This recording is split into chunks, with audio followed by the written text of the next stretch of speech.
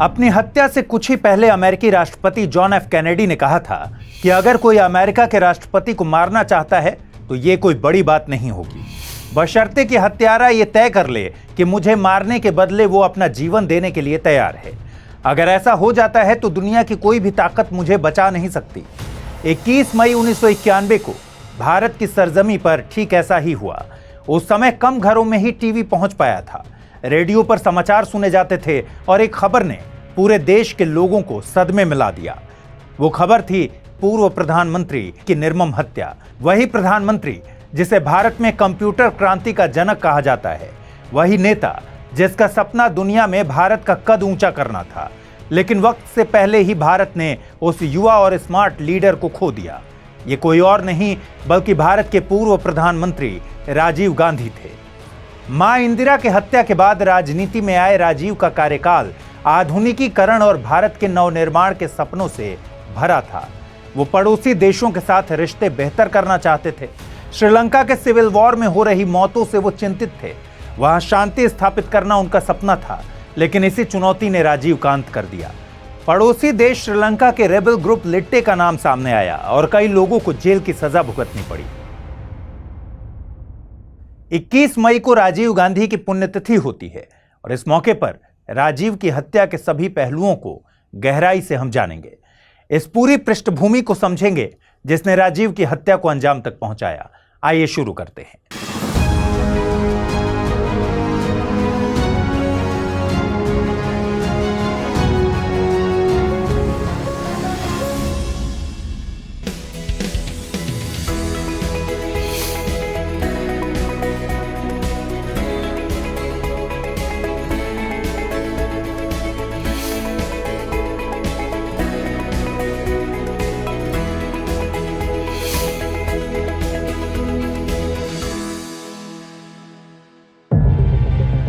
श्रीलंका में लिट्टे यानी LTTE के बनने की कहानी काफी हद तक वैसी ही है जैसे दुनिया के कई और देशों और भारत के कुछ हिस्सों में जमीन, संसाधन और बराबरी की मांग पर कई सशस्त्र विद्रोह हुए और अभी भी चल रहे हैं। यहाँ की लड़ाई मुख्य तौर पर सिंहली और तमिलों के बीच रही है। पूरे विवाद की शुरुआत होती है साल 1956 में, जब श्रीलंका की सरकार ने विवादों से भरपूर एक बिल को कानूनी शक्ल दी थी। तत्कालीन प्रधानमंत्री SWRD भंडारनायके ने जो कानून पास किया उसका नाम था सिंहली ओनली एक्ट। इस कानून के नाम से ही पता चलता है कि श्रीलंका में सिंहली का दबदबा कायम होने वाला था। इस कानून के जरिए तमिल को नकार कर सिर्फ सिंहली को आधिकारिक भाषा का दर्जा दिया गया। इससे तमिलों के बीच असुरक्षा की जबरदस्त भावना घर कर गई। नौकरियों और अन्य चीजों में तमिलों की अनदेखी का रास्ता खुला, जिससे राज्य के प्रति विद्रोह की भावना को बल मिला। असल में सिंहली श्रीलंका का बहुसंख्यक समुदाय है, जिसके लिए सरकार ने यह कानून पास किया। यहाँ भाषा भी सिंहली है। इस कानून के बाद अंग्रेजी की जगह सिंहली भाषा श्रीलंका की एकमात्र आधिकारिक भाषा के रूप में स्थापित हो गई। श्रीलंका के तमिल भाषी अल्पसंख्यकों ने इस एक्ट को उनके खिलाफ भाषाई, सांस्कृतिक और आर्थिक भेदभाव के रूप में देखा। इस कदम को श्रीलंका सिविल सर्विसेज और दूसरी सरकारी नौकरियों में काम करने के इच्छुक तमिलों को जानबूझकर कमजोर करने का प्रयास माना गया। इसकी वजह थी कि भारत के बाद 1948 में जब श्रीलंका को आजादी मिली, तब सिविल सेवा के उच्च पदों में लगभग 30% तमिल लोग शामिल थे, जबकि उनकी आबादी श्रीलंका की कुल जनसंख्या का लगभग 20% था। ऐसे में रणनीति ये बनाई गई कि अगर अंग्रेजी के बजाय सिंहली परीक्षा का माध्यम हो तो तमिल आबादी की भागीदारी में अपने आप गिरावट आ जाएगी। हुआ भी ऐसा ही। कई तमिल भाषी सिविल सेवकों या दूसरी सेवाओं में काम कर रहे लोगों को सिंहली भाषा में धारा प्रवाह न होने के कारण इस्तीफा देना पड़ा। इस नीति पर तनाव के कारण 1956 और 1958 में तमिल विरोधी दंगे हुए। इसमें बड़े पैमाने पर तमिल लोग हताहत हुए। अब सवाल है कि वहां की सरकार तमिलों की खून की प्यासी क्यों थी? असल में श्रीलंका की करीब 75% आबादी सिंहली है और बाकी 25% में तमिल और दूसरे समुदाय हैं। वहीं तमिल हिंदू हैं और इनमें दो तरह के लोग हैं। एक तो वे जो सदियों से यहाँ रह रहे हैं और दूसरे जिन्हें ब्रिटिश साम्राज्य के दौरान 19वीं और 20वीं सदी में चाय, कॉफी और रबर के बागानों आदि में काम करने के लिए दक्षिण भारत से वहां ले जाया गया। कुछ का यह भी मानना है कि तमिल भारत के चोल साम्राज्य के आक्रमणकारियों के रूप में इस द्वीप पर आए थे। शुरू से ही सिंहलियों का आरोप रहा है कि तमिल उनके संसाधनों पर कब्जा कर रहे हैं। सिंहलियों और तमिलों के बीच तनाव भड़काने में ब्रिटिश शासन की फूट डालो और राज करो की नीति ने भी अहम भूमिका निभाई। एक ऐतिहासिक तनाव के बाद 1956 में सिंहली भाषा के पक्ष में सरकार ने जो कुछ किया, उसके बाद से तमिलों ने एक अलग देश की मांग उठानी शुरू कर दी। इससे तमिलों और सिंहलियों के बीच कई हिंसक घटनाएं हुई। श्रीलंका में एक तरफ सिंहलियों और तमिलों के बीच तनाव बढ़ता जा रहा था, तो दूसरी तरफ बगावत की एक बड़ी तैयारी चल रही थी। 1970 के दशक का श्रीलंका उत्तर और पूर्वी क्षेत्र में लागू आर्थिक सुधारों से काफी परेशान था। इस इलाके में तमिल लोगों का दबदबा था। चूंकि यहां तमिलों की आबादी ज्यादा थी, इसलिए सरकार इन इलाकों की अनदेखी कर रही थी। यहां राजनीतिक और सामाजिक असंतोष बढ़ रहा था। ऐसे में 1972 में वेल्लुपिल्लई प्रभाकरन नामक एक तमिल ने तमिल न्यू टाइगर नाम से एक संगठन की शुरुआत की, जिसमें युवा स्कूली बच्चे शामिल किए गए। 1976 में संगठन का नाम बदला गया और नाम बदलकर liberation tiger of Tamil Eelam रख दिया गया। इसे ही LTTE या लिट्टे के नाम से भी जानते हैं। इस समूह का मकसद तमिल ईलम के लिए एक स्वतंत्र राज्य की स्थापना करना था। तमिल युवा बड़ी तेजी से इस विद्रोही समूह में शामिल होने लगे। 1976 में ही विलिकार्डे नरसंहार को अंजाम देकर LTTE एक कुख्यात संगठन के तौर पर मशहूर हो गया। LTTE दुनिया के सबसे खतरनाक आत्मघाती हमलावर के रूप में मशहूर हो चुका था, जिसके लड़ाके ताबीज में साइनाइड के कैप्सूल बांधकर चलते थे। प्रभाकरन के नेतृत्व में आत्मघाती दस्तों ने कई बार श्रीलंका की सेना और राजनीतिक नेताओं को अपना निशाना बनाया। 1980 के दशक आते आते LTTE को विदेशों से समर्थन मिलने लगा। हथियार खरीदने और दूसरी गतिविधियों के लिए LTTE के पास पैसा विदेशों में रहने वाले तमिलों से आता था। इनमें से ज्यादातर पश्चिमी यूरोप और उत्तरी अमेरिका के देशों तथा ऑस्ट्रेलिया में रहने वाले तमिल लोग थे। लंदन और पेरिस में इसके कार्यालय थे। लेकिन 80 के दशक में अंतर्राष्ट्रीय समुदाय की तरफ से LTTE पर हिंसा का रास्ता त्याग कर बातचीत के जरिए अपनी समस्या सुलझाने का दबाव बनने लगा। इसकी वजह थी कि 1983 में LTTE के हमले में 23 सैनिक मारे गए, जिससे पूरे श्रीलंका में दंगे भड़क उठे। माना जाता है कि इन दंगों में करीब 3000 तमिल मारे गए थे। इसके कारण श्रीलंका की सरकार और LTTE के बीच युद्ध भड़क उठा। पड़ोसी देश में हो रही इस व्यापक हिंसा का असर भारत पर भी पड़ा। लाखों की तादाद में लोग समुद्र के रास्ते भारत आने लगे। दूसरी ओर लिट्टे भारत के तमिलों के साथ मिलकर अलग देश बनाने की मांग कर रहा था। यानी श्रीलंकाई गृह युद्ध का सीधा सीधा असर भारत पर भी पड़ रहा था। ऐसा माना जाता है कि गुपचुप तरीके से भारत लिट्टे को अपना समर्थन दे रहा था, क्योंकि यह समूह भारतीय तमिलों के लिए भी आवाज उठा रहा था। भारत को डर था कि अगर वो लिट्टे को समर्थन नहीं देता है तो दक्षिण में अलगाववाद पैदा हो जाएगा। इधर भारत में भी राजनीति बदल रही थी। पंजाब में ब्लू स्टार ऑपरेशन को अंजाम दिया गया था और इसी साल अक्टूबर में भारत की तत्कालीन प्रधानमंत्री श्रीमती इंदिरा गांधी की हत्या कर दी गई। इसके बाद इंदिरा गांधी के बेटे राजीव गांधी ने प्रधानमंत्री की कुर्सी संभाली। 1984 में ही इंदिरा गांधी की शहादत की छाया में हुए आम चुनावों में राजीव गांधी को प्रचंड बहुमत मिला। कांग्रेस को 400 से ज्यादा सीटें मिली। दुनिया देख चुके राजीव का एक सपना था दुनिया में देश की प्रतिष्ठा को बढ़ाना। उनके सलाहकारों ने इसे परवान चढ़ाया। शुरुआत हुई पड़ोसी देशों के साथ बेहतर रिश्ते बनाने की कोशिश से। ऐसे में राजीव गांधी के लिए श्रीलंका से बेहतर देश कोई हो नहीं सकता था, क्योंकि श्रीलंका में तमिल और सिंहली के बीच तनाव की आंच से भारत भी प्रभावित हो रहा था। श्रीलंका में तमिल लोगों से हो रहे भेदभाव वाले व्यवहार से तमिलनाडु में गुस्सा बढ़ रहा था, जिससे भारत सरकार पर भी दबाव बढ़ रहा था।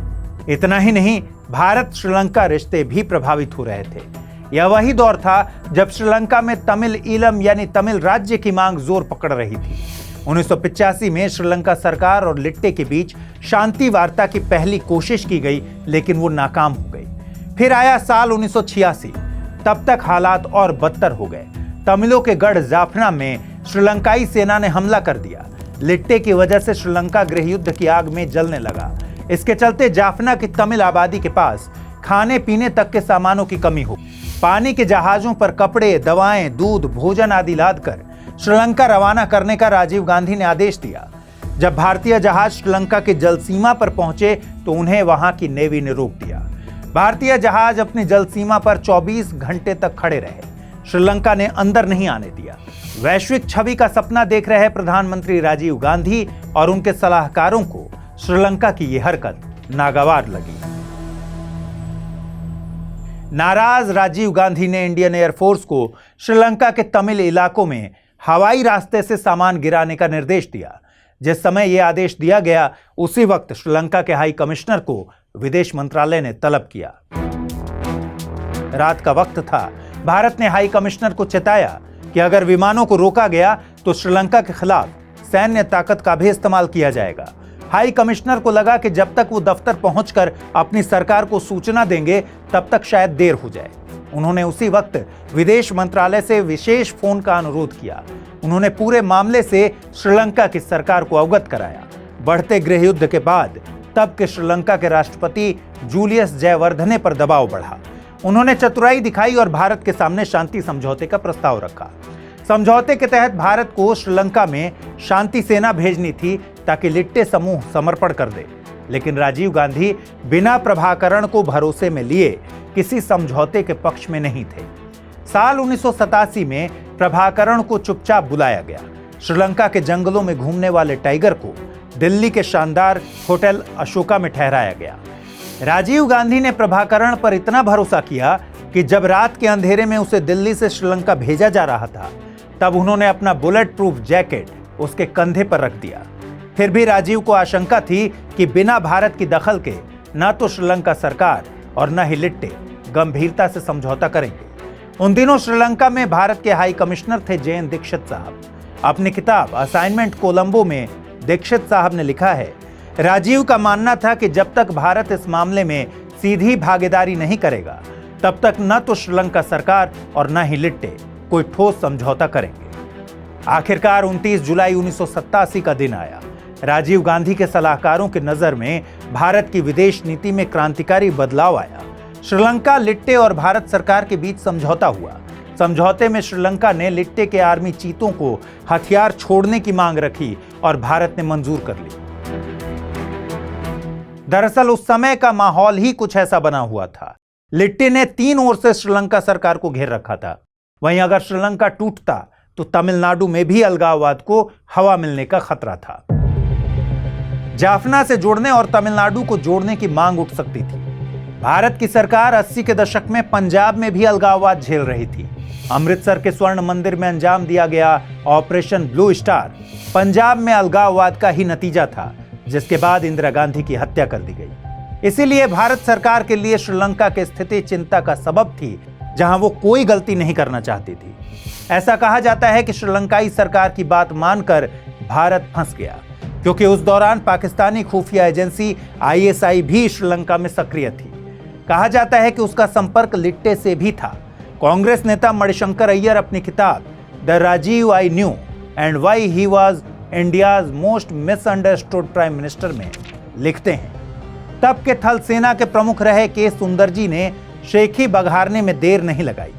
उन्होंने प्रधानमंत्री को आश्वासन दिया कि महज 15 दिनों में लिट्टे को बिल्ली बना दिया जाएगा।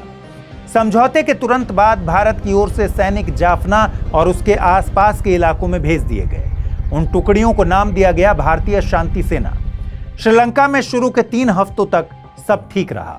रॉ के अधिकारी लिट्टे के लोगों के साथ रहे। हथियार समर्पण भी शुरू हो गया। लेकिन इसी बीच लिट्टे को लगने लगा कि उसके साथ धोखा हो रहा है। उसे लगा कि उसके हथियार श्रीलंका सेना को दिए जा रहे हैं। तमिल टाइगर्स के मन में डर बैठाने में भारत विरोधी तत्वों ने बड़ी भूमिका निभाई।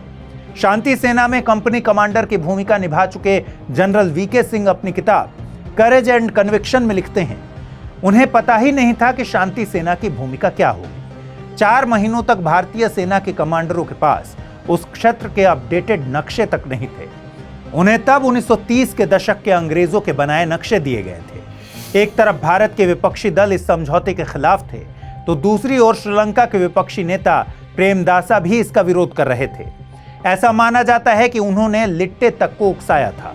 दोनों ने भारतीय शांति सेना की वापसी के लिए चुपके से हाथ मिला लिया। प्रेमदासा को लगता था कि भारतीय शांति सेना की गैर मौजूदगी में लिट्टे का मुकाबला आसान होगा, क्योंकि वो अपना हथियार सौंप चुका है। कुछ ऐसी ही सोच लिट्टे की भी थी। लिट्टे का मानना था कि अगर भारतीय शांति सेना नहीं रही तो श्रीलंका की सेना से वो आसानी से निपट सकती है। प्रभाकरण को इस समझौते से अलग राज्य का उसका सपना खतरे में नजर आने लगा। ऐसे में प्रभाकरण ने अपने कदम पीछे खींचे और समझौते को मानने से इनकार कर दिया। उधर राष्ट्र प्रमुख बनने की उसकी महत्वाकांक्षा, आईएसआई का षड्यंत्र और प्रेमदासा की राजनीति के बीच भारतीय शांति सेना फंस गई। लिट्टे की सेना ने हथियार समर्पण से इनकार करने के बाद शांति सेना के साथ अपने संबंध खराब करना शुरू किया। जल्द ही शांति सेना और लिट्टे के बीच युद्ध शुरू हो गया और भारतीय सेना ने लिट्टे के गढ़ जाफना पर कब्जा करने के लिए अक्टूबर 1987 में हमला बोल दिया।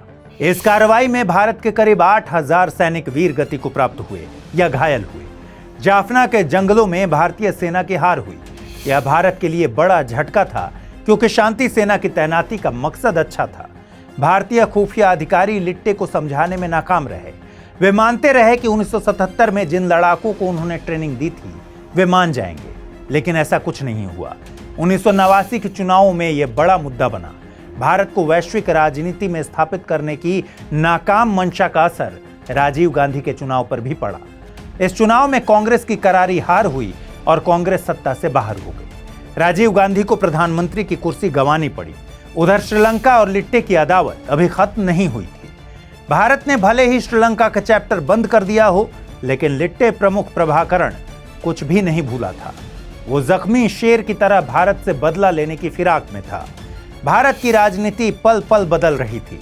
1989 के चुनाव के बाद नवी लोकसभा का आगाज हुआ, लेकिन महज 16 महीने में ही लोकसभा भंग हो गई और देश को फिर से चुनाव का मुंह देखना पड़ा। राजीव गांधी पार्टी के चुनाव प्रचार प्रसार में जुट गए। अब लिट्टे के मुखिया प्रभाकरण को डर लगने लगा कि अगर राजीव गांधी दोबारा सत्ता में आ गए तो श्रीलंका में सैनिक कार्रवाई कर सकते हैं। घने जंगलों के बीच एक आतंकी ठिकाने में प्रभाकरण बैठा था। साथ में उसके 4 साथी थे। नाम था बेबी सुब्रमण्यम, मुथुराजा, मुरुगन और शिवरासन। ये लोग मिलकर राजीव गांधी की हत्या की साजिश रच रहे थे। घंटों तनाव के बीच बैठक चली। प्रभाकरण ने राजीव गांधी की मौत के प्लान पर मुहर लगा दी। प्लान को पूरा करने की जिम्मेदारी इन्हीं चारों को सौंपी गई। इस फरमान के बाद हत्याकांड को अंजाम देने वाले सभी लोग 1991 की शुरुआत में चेन्नई पहुंच गए। ये लोग चेन्नई में ऐसे लोगों को तैयार करने में जुट गए जो मकसद से अनजान होते हुए भी डेथ स्क्वाड की मदद करें। खासतौर पर राजीव गांधी के हत्यारों के लिए हत्या से पहले रुकने का घर दें और हत्या के बाद छिपने का ठिकाना। बेबी सुब्रमण्यम ने सबसे पहले शुभा न्यूज फोटो एजेंसी में काम करने वाले भाग्यनाथन को अपने चंगुल में फंसाया। राजीव गांधी हत्याकांड में सजा भुगत चुकी नलिनी इसी भाग्यनाथन की बहन है, जो उस वक्त एक प्रिंटिंग प्रेस में काम करती थी। भाग्यनाथन और नलिनी की मां नर्स थी।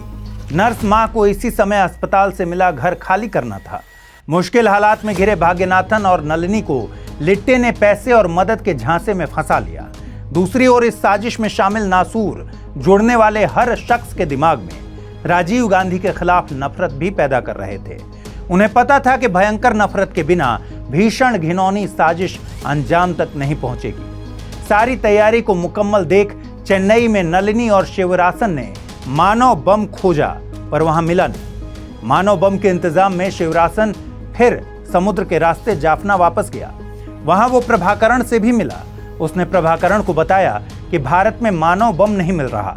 इस पर प्रभाकरण ने शिवरासन की चचेरी बहनों धनु और शुभा को उसके साथ भारत के लिए रवाना कर दिया। शिवरासन ने इस काम के लिए धनु को चुना। इसके बाद बम बनाने की तैयारी शुरू हुई, जिसे महिला के कमर पर बांधा जा सके। चेन्नई में ही रहकर बम तैयार भी कर लिया गया।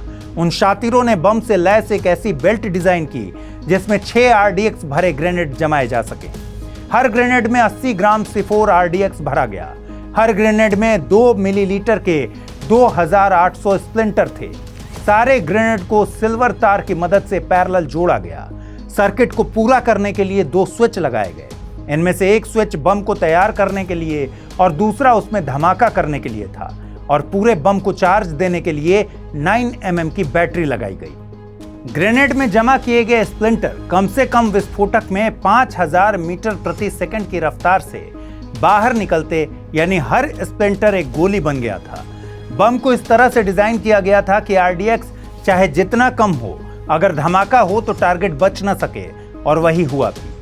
अब शिवरासन के हाथ में बम भी था और बम को अंजाम तक पहुंचाने वाली मानव बम धनु भी। इंतजार था तो बस राजीव गांधी का।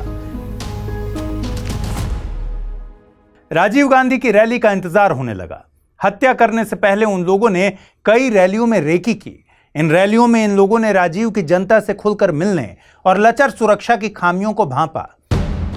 12 मई 1991 को शिवरासन और धनु ने पूर्व प्रधानमंत्री वीपी सिंह और डीएमके सुप्रीमो करुणानिधि की रैली में फाइनल रेकी की। तिरुवल्लुर के अरकोनम में हुई इस रैली में धनु वीपी सिंह के बेहद पास तक पहुंची और उसने उनके पैर भी छुए, लेकिन बम का बटन नहीं दबाया। इससे शिवरासन के हौसले बुलंद हो गए। उसे अपना प्लान कामयाब होता दिखने लगा। इसी दौरान राजीव गांधी की रैली 21 मई को तमिलनाडु के श्री पेरम्बदूर में तय हो गई। शिवरासन ने पलक झपकते ही तय कर लिया कि 21 को ही साजिश पूरी होगी। श्री पेरम्बदूर में रैली की गहमा गहमी थी। रात के करीब 10:15 बज रहे थे। राजीव गांधी स्टेज पर थे और विस्फोटक से लैस मानव बम धनु कुछ दूरी पर खड़ी थी। 30 साल की नाटी, सांवली और गठीली लड़की धनु चंदन का एक हार लेकर राजीव की तरफ आगे बढ़ी, मगर एक महिला सब इंस्पेक्टर ने उसे दूर रहने को कहा।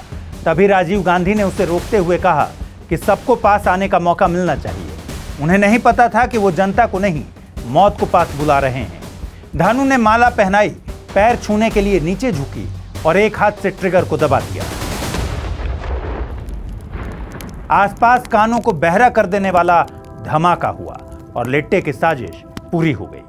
इस आतंकी हमले में 18 लोगों की मौत हुई और इस तरह पूर्व प्रधानमंत्री राजीव गांधी समय से पहले इस दुनिया को अलविदा कह गए।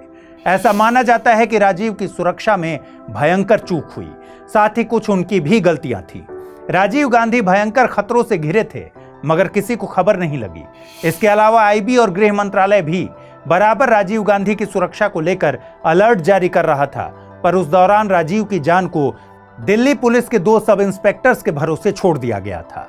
इसकी वजह थी कि कड़ी सुरक्षा व्यवस्था से राजीव गांधी काफी परेशान हो चुके थे।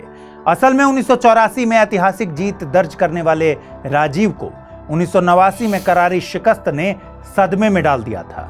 राजीव गांधी को लगता था कि जनता से उनकी दूरी सत्ता से उन्हें दूर कर रही है, लिहाजा वो 1991 के चुनाव में जनता से जुड़ाव को अपनी पहचान बना रहे थे। वो ज्यादा से ज्यादा जनता के बीच जाने लगे थे। सुरक्षा जहां आड़े आती उसे फटकार देते।